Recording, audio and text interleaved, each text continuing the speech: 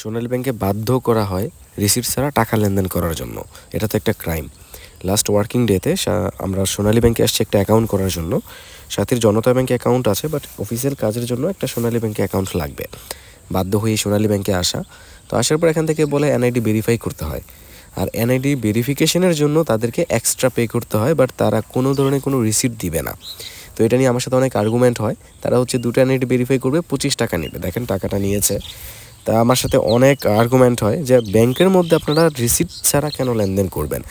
আর আমরা যত অ্যাকাউন্ট করেছি, যত ব্যাংকিং সিস্টেমে আমরা জানি, নর্মালি ভেরিফাইয়ের জন্য কোনো চার্জ করে না। তাহলে আপনারা কেন চার্জ করছেন এবং রিসিপ্ট ছাড়া সেটা।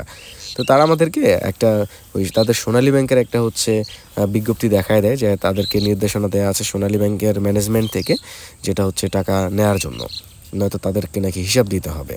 আপনারা যারা ব্যাংকিংয়ের সেক্টরে যুক্ত আছেন বা যারা এই বিষয়ে ভালো অভিজ্ঞতা আছে, তারাই বলেন এটা আসলে কতটা যৌক্তিক যে আমরা ব্যাংক অ্যাকাউন্ট করছি, ব্যাংকের তো একটা চার্জ রাখছে, অ্যাকাউন্ট চার্জ, তারপর আবার verification purpose, NID verification purpose তারা হচ্ছে একটা চার্জ রাখছে, সেটা কোনো লেনদেনের কোনো রিসিপ্ট তারা দিচ্ছে না। ডিরেক্টলি বলছে যদি আপনি দিতে না চান আমাদের পক্ষে অ্যাকাউন্ট করা সম্ভব না। যারা ব্যাংকিং সেক্টর রিলেটেড আছেন বা এ ব্যাপারে ভালো অভিজ্ঞতা আছে, তারা অবশ্যই কমেন্টে জানাবেন এটা কি লিগ্যাল নাকি ইললিগাল। যদি ইললিগাল হয়ে থাকে তাহলে এটা কী স্টেপ নেওয়া যায়। ভিডিওটা সবাই বেশি বেশি শেয়ার করে দেন যেন সবাই জানতে পারে কি অনিয়ম হচ্ছে। এখানে আপনাদের সবার মতামত আশা করছি।